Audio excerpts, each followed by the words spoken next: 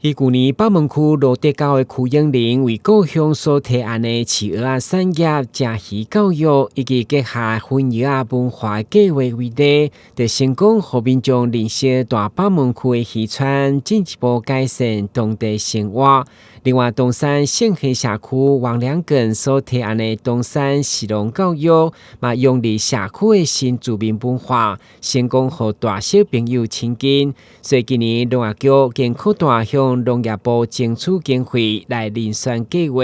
欢迎有意愿回故乡打拼的青年踊跃提出想法。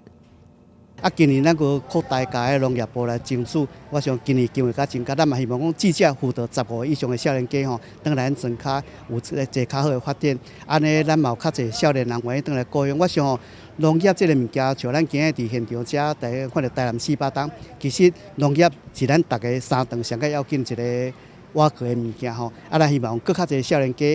伊伫出外奋斗打拼，伊当倒来故乡，寻煞故事大人，上面嘛，互咱的农业更加健康发展，包括咱的资源农业、循环的农业，咱会当透过咱返乡这个逐梦这个计划，会当帮助咱的少年家，更较侪人倒来咱的农村，我想农村才有伊未来机会交希望。